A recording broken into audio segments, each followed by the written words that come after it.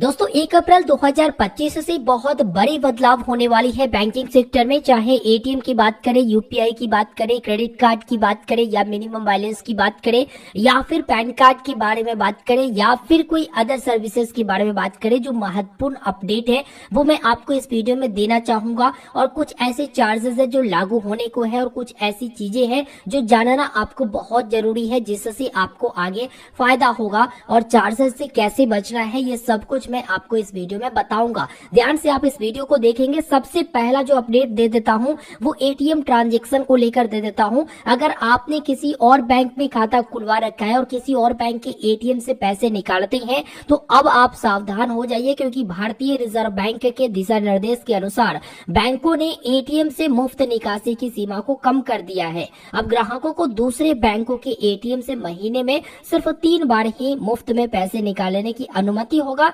इसके बाद हर ट्रांजैक्शन पर 20 से 25 रुपए का शुल्क लगेगा। इसका मतलब यह है कि अगर आप महीने में 3 से ज्यादा बार बैंकों के एटीएम से पैसे निकालते हैं तो आपको हर बार शुल्क देना पड़ेगा। अगर डिटेल में इसे समझे तो एक ही बात समझ लो कि अगर आप आईसीआईसीआई बैंक में खाता खुलवाए हुए हैं, उसका एटीएम लिए हुए हैं और एक्सिस बैंक के एटीएम से जाकर आप ट्रांजैक्शन कर रहे हैं तो महीने में मात्र 3 बार ही आप फ्री में ट्रांजैक्शन कर पाएंगे, यानी पैसे निकाल सकेंगे। और अगर उस महीना में 3 बार से ज्यादा बार आप निकाल लिए तो जितना ज्यादा बार आप निकालेंगे उतना आपको 20 से 25 रुपए की हर ट्रांजैक्शन पर चार्ज देना पड़ेगा। हर महीने आपको 3 बार ही फ्री लिमिट मिलेगा। दूसरे अपडेट के बारे में बात करें तो मिनिमम बैलेंस रखना अब जरूरी है। जी हाँ, बचत खाता में मिनिमम बैलेंस रखना अब जरूरी है। अगर आप अपने खाते में मिनिमम बैलेंस नहीं रखती हैं तो आपको जुर्माना देना होगा। कई बैंक अपने मिनिमम बैलेंस के नियमों में बदलाव कर रहे हैं। अलग अलग तरह के खातों, बैंकों और शाखाओं जैसे मेट्रो, शहरी, सेमी अर्बन या ग्रामीण के लिए मिनिमम बैलेंस की आवश्यकता अलग अलग होगी। किसी में 5000, किसी में 1000, किसी में 10000, ऐसे करके।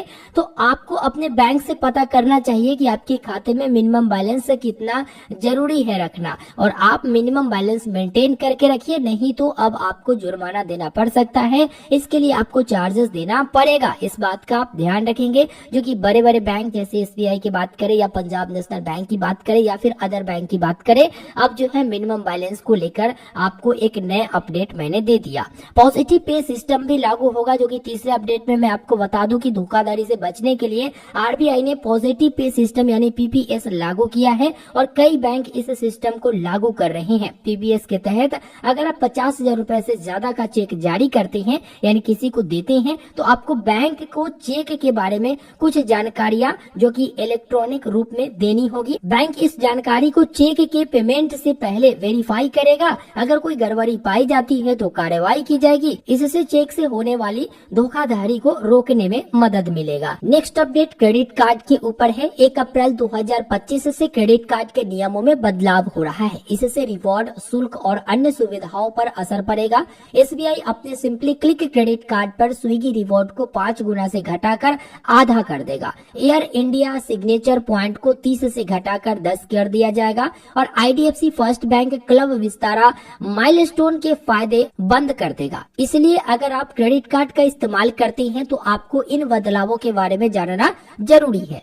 अब यूपीआई के बारे में नेक्स्ट अपडेट दे देता हूं। यूपीआई ट्रांजैक्शन के नियमों में भी बदलाव किया गया है। 1 अप्रैल से जिन मोबाइल नंबर से जुड़े यूपीआई खाते लंबे समय से इस्तेमाल नहीं किए गए हैं उन्हें बैंक रिकॉर्ड से हटा दिया जाएगा। अगर आपका फोन नंबर यूपीआई ऐप से जुड़ा हुआ है और आपने लंबे समय से इसका इस्तेमाल नहीं किया है तो बैंक इसे अपने रिकॉर्ड से हटा देगा और आपके खाते के लिए यूपीआई सेवाएं बंद कर दी जाएगी। इसलिए अगर आप यूपीआई का इस्तेमाल करते हैं तो आपको अपने खाते को एक्टिव रखना होगा और इसके ऊपर डिटेल में वीडियो दे चुका हूं। अगर आप नहीं देखे हैं तो लिंक वीडियो का डिस्क्रिप्शन में है, देख लीजिएगा। नेक्स्ट अपडेट है पैन कार्ड और आधार कार्ड लिंक को लेकर। जिन लोगों ने अपने पैन कार्ड को आधार कार्ड से लिंक नहीं किया है उन्हें डिविडेंड नहीं मिलेगा। डिविडेंड कहने का मतलब है कि अगर आप शेयर मार्केट वगैरह में पैसे लगाते होंगे तो देखते होंगे कि आपको डिविडेंड दिया जाता है और आपके खाते में कुछ न कुछ पैसे आते रहते हैं, तो वो आपको अब नहीं मिलेगा।